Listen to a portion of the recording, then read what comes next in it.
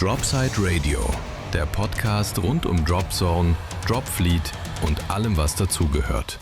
Moin liebe Freunde, herzlich willkommen hier zurück zu einer kleinen Zwischenfolge von Dropside Radio. Wieder mit am Start sind der Harald und Stefan. Hallo. Moinsen. So, und zwar machen wir mal ein kleines Update-Video, denn es war ja die Salute vor 2 Wochen.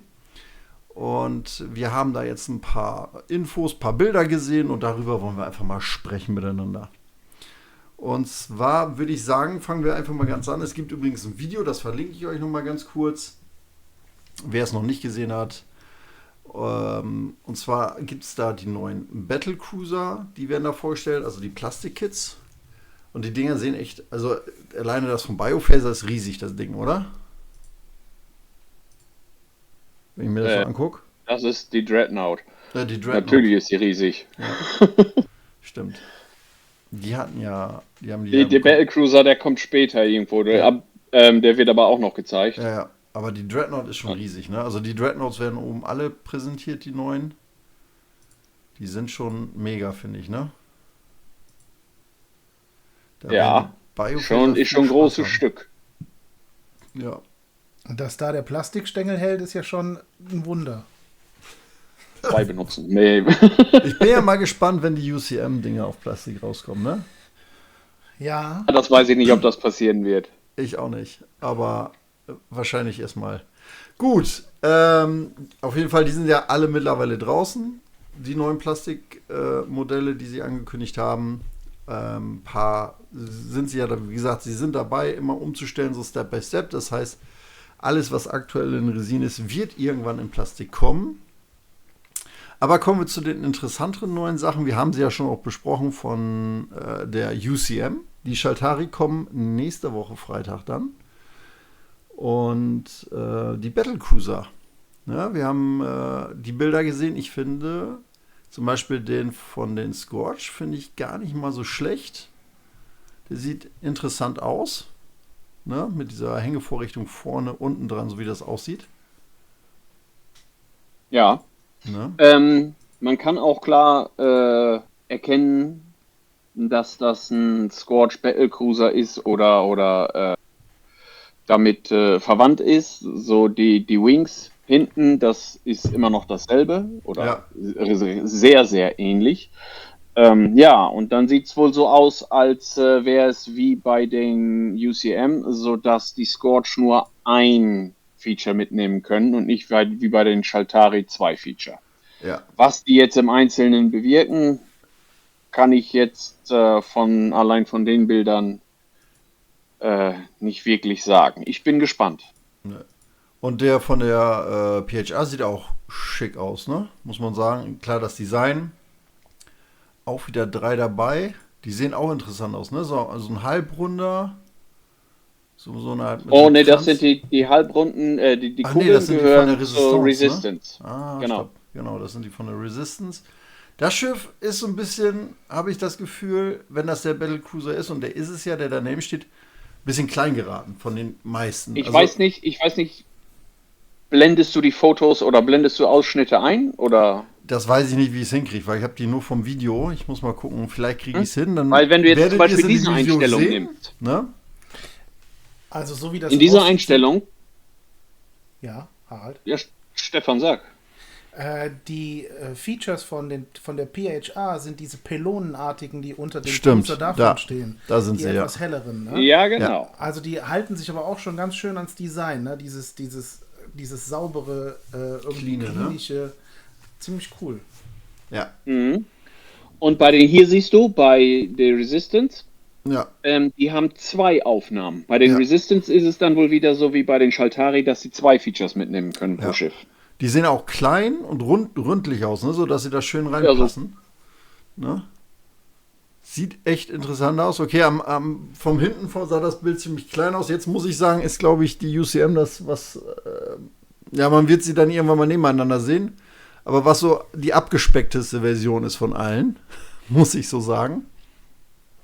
Aber ja, das ist so dieses neuere Design der Resistance, ne?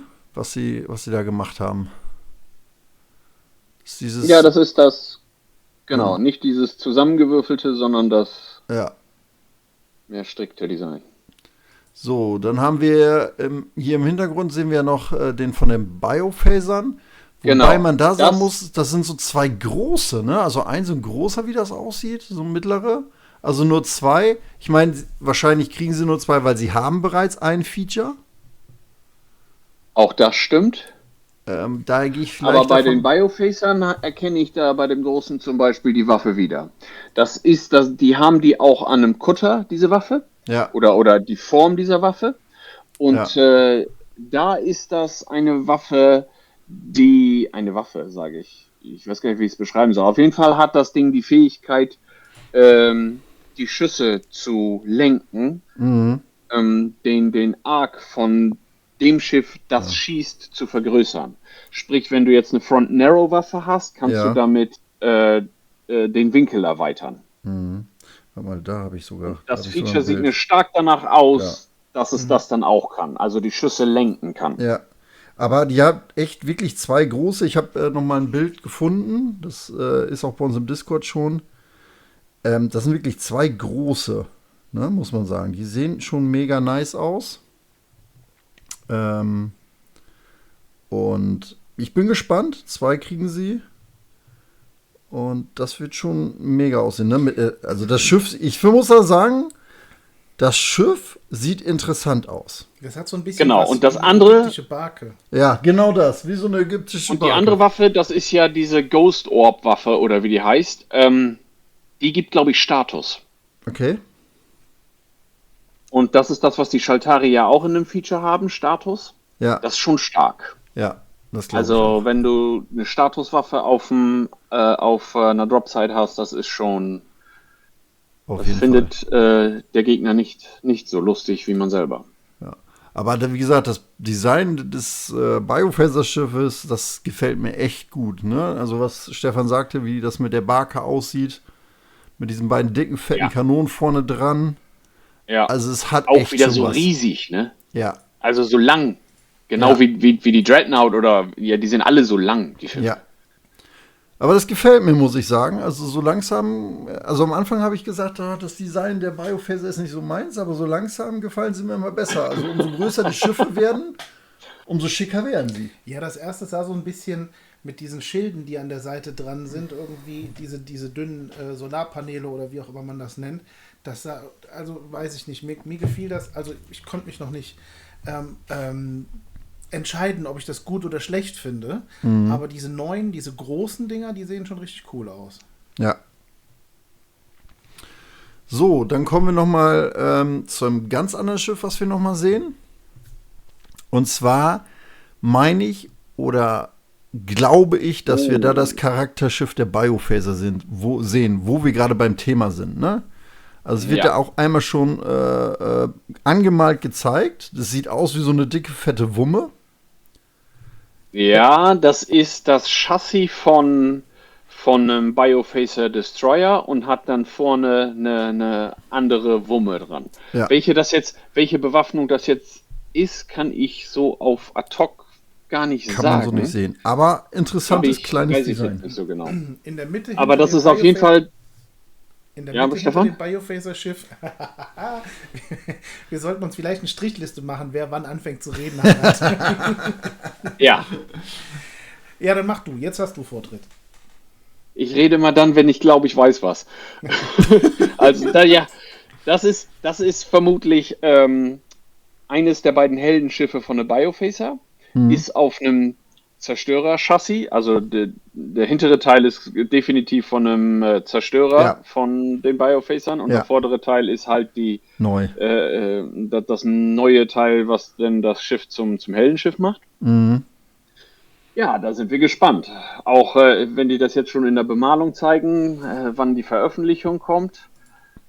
Ich finde die Bemalung auf jeden Fall auch mit diesen Zeichen auf den Paneelen, das sieht schon geil aus, muss ich ehrlich sagen. Ja. Das ist sieht richtig geil aus. Also ich glaube, wenn sie sich da so ein bisschen mehr dran halten, das wird ja so, was Stefan sagte, so ein bisschen ägyptisch. Ja. Ägyptisch.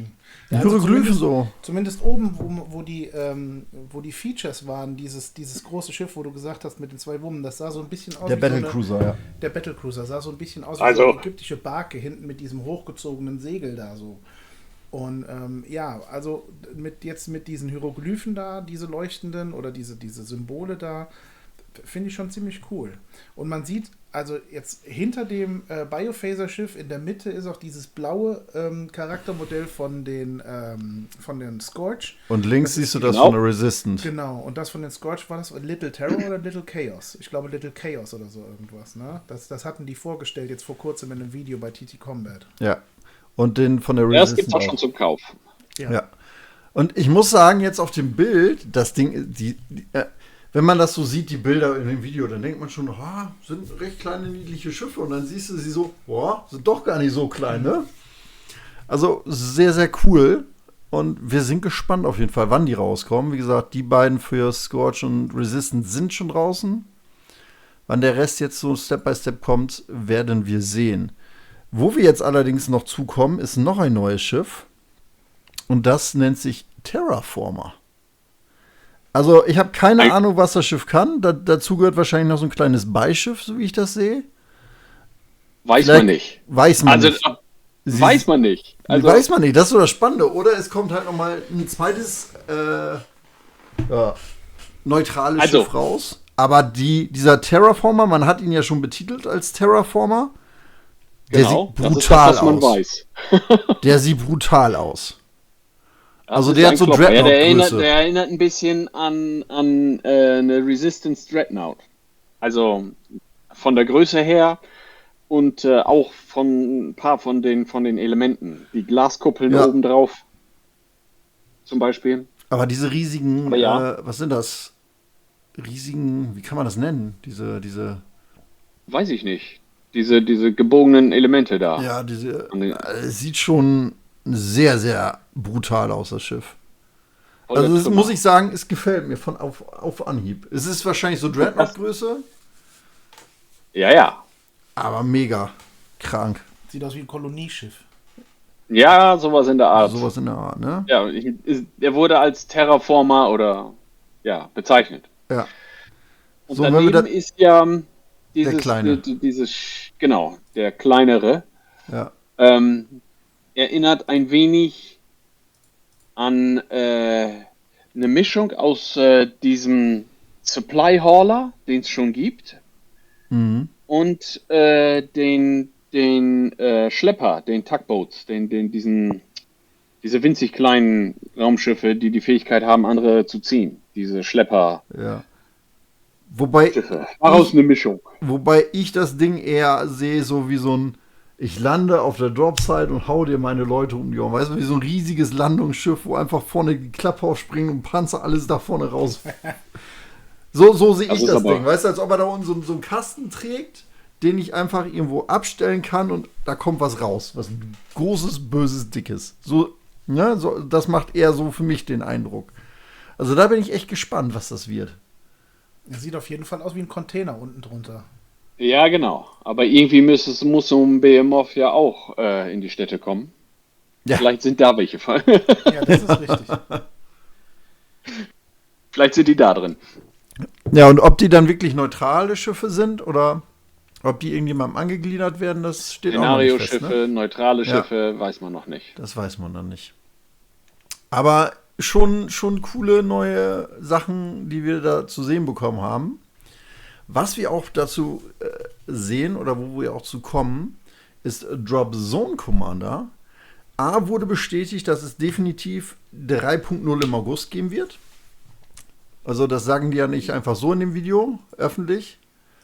Also es wird definitiv... So ist der Zeitplan im Genau, Moment. das ist der Zeitplan. Und wenn man sich dann die neuen schönen Plastikmodelle anguckt, mega. Ja, das ist auf jeden Fall, also man sieht da den Hubschrauber und diesen großen Transporter von der Resistance. Bin mir jetzt gerade nicht sicher, ob das der Transporter ist. Also vorne an einer Seite im Video sieht man ganz viele Resistance-Sachen. Dann haben wir auf der anderen Seite die UCM ist da. Ja. Und man sieht auf der linken Seite, wenn man den Hubschrauber in der Front hat, sieht man auf der linken Seite das könnten Biophaser sein mit diesen Flügeln oder Das- Abdeckplatten oder so irgendwas. Das sieht ganz danach aus wie Dropfleet. Die haben ja auch diese Abdeckplatten auf der Seite. Das sind sie. Sie sind ja auch angekündigt worden für die 3.0, die Biophaser. Ich gehe davon aus, dass sie in der neuen 2-Spieler-Starterbox vertreten sein werden. Das würde ich jetzt einfach mal so in den Raum Du schmeißen. meinst die Biophaser als spielbare, als neue, Ja, dass sie die neue Fraktion und dann direkt in die Starterbox. Genau, dass sie die, so wie jetzt auch bei Drop Fleet Commander, da ist sie auch in der neuen 2-Spieler-Starterbox und da werden sie die jetzt auch mit einfügen, damit sie die auf den Markt bringen. Und dann natürlich die UCM. Ja, oder die neuen Oder Resistance. Resistance-Schiffe, ne? Oder Resistance-Schiffe, sag ich schon. Einheiten. Einheiten, ne? Aber Ja, die sind schon Plastics schick, sehen oder? schon schick aus. Ne? Auch Sieht die auf neuen jeden Fall Flieger, schick aus. Ja. das hat schon echt was. Ich meine, die ganzen Modelle sehen Die schick sind, aus, ne? Wenn ich das so sehe, also der alte Transporter von den UCM, also der neue in dem Plastik, die Plastikmodelle sehen so aus, als hätten die noch ein bisschen mehr Fleisch auf dem Knochen. Auf der Seite. Okay. Ja. Genau, also der alte ist ja nur der Steg in der Mitte und dann unten die Klammern und die beiden Flügel und die Plastikmodelle, die man da sieht, die sehen aus, als wären die noch ein bisschen breiter, noch ein bisschen mehr einfach. Ne? Ein bisschen bulkiger. Ja, Ja. die Flügel an sich, ja. Ja. Das stimmt. Da sieht man das so ein bisschen. Ja. Also Sie- sie haben das Design ganz wenig geändert. Ein bisschen bulliger gemacht, ja, ein bisschen dicker, ja. Ne, der Steg in der Mitte ist immer noch da, die Flügel sind ein bisschen dicker geworden, ja. Genau, und der hat jetzt so einen sichtbaren Absatz in der Mitte. Vorher war das ja nur, und jetzt geht es wirklich in der Mitte so hoch. Also hat quasi zwei Ebenen, einmal Ja. vorne und einmal hinten. Was ich interessant finde, was ich gerade noch gesehen habe, dass sie ansonsten am Design der Panzer oder so nicht viel verändert haben. Also bei den UCM, bei den Standardpanzern, wie man hier sieht, ne? Die sind nicht, habe ich da ja auch 1:1. Also da haben sie einfach nur in Plastikkits gemacht. Aber ich habe so das Gefühl, irgendwie habe ich hier auch neue Fahrzeuge gesehen. Ja, ganz bestimmt. Ja. Kommt da was Neues. Ja. Wie gesagt, die Biophaser, finde ich, sehen interessant aus. Diese kleinen hier wie so Krebse oder so. Also da bin ich echt gespannt. Oder dieser Flieger, ne? Die sehen. Ja. Also da muss ich sagen, bin ich echt gespannt. Sieht auf jeden Fall gut aus, Leute. Also eins davon müsste der Transporter sein, schätze ich. Ja, Ja, vermutlich. ja, Der große wahrscheinlich. echt. Aber muss man sagen, echt schick gemacht. So ein Kram, muss man sagen. Da ist zum Beispiel, warte mal, ich gucke mal, ob ich den nochmal festhalten kann, ganz kurz. Das Bild. Da. Der ist neu. Ja, das ist das In der Chassis von Tat. so einem Bear APC und das sieht Ja. aber aus, als hätte der hinten. Gerippe oben, Ja. wie so ein Dach, ne? Ja. Also Leute, ich weiß nicht, ob ich hier alle Bilder einfügen kann. Ich werde natürlich probieren, viele Bilder nochmal aus dem Video rauszuschneiden und euch zu präsentieren. Wie gut das klappt, werdet ihr sehen, ob ihr Bilder seht oder nicht. Ich kann leider nichts versprechen. Ich gebe mir große Mühe. Sonst, ich verlinke das Video von TT Combat Salute 2006. Verlinke ich euch in der Videobeschreibung. Da seht ihr dann, worüber wir sprechen. Ja. Aber das ist schon richtig schick, muss ich sagen, ne? So, und jetzt kommen wir nochmal ganz kurz zu einem der Leute wahrscheinlich interessieren wird, und zwar zu den beiden neuen Spielen, die kommen werden. Und zwar Strike Team und Battlezone Commander. Also die Modelle sehen ja echt mal schon groß und schick aus, ne? Also wenn man sich den Panzer da anguckt auf der Straße, wie groß das Ganze wird, sieht schon krass aus. Ja, also es ist im Video ganz vorne zu sehen. Ne? Wir Ja. haben uns jetzt erstmal auf das andere beschränkt oder beziehungsweise haben erstmal das andere besprochen, aber jetzt nochmal ganz nach vorne. Da sieht man mal den Bear APC quasi in 28, 32 mm sowas. Also Ja. Tabletop-Größe. Und das ist schon, Wenn nicht sogar vielleicht noch ein bisschen größer gescaled. Also ist auf jeden Fall ein Klopper. Ja, ja. aber auch so die Menschen. Ich bin echt gespannt. Die Wer beim Kickstarter mitgemacht hat, hat ja einen Link geschickt. Da gibt es dann die Beta-Regelversion zum Testen. Für beide Spiele. Für beide Spiele, genau. Und ja, ich bin gespannt. Also bei uns, es wird definitiv bei uns einen Platz einnehmen. Auf jeden Fall. Wir werden es auch testen. Ja, du, Harald und ich, wir beide haben beim Kickstarter mitgemacht. Richtig. Und ja. Also nur noch mal ganz kurz für die Leute, die sich noch nicht damit beschäftigt haben.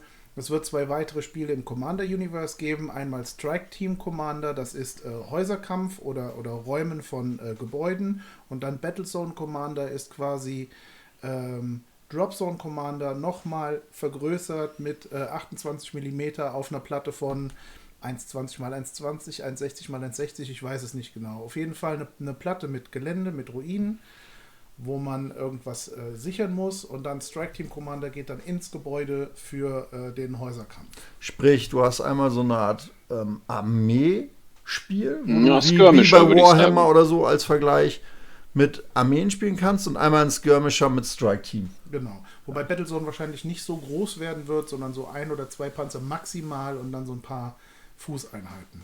Ja. Aber da bin ich echt schon drauf gespannt. Da haben wir alle Bock drauf, besonders wieder ein neues Spiel im Commander Universe. Ja.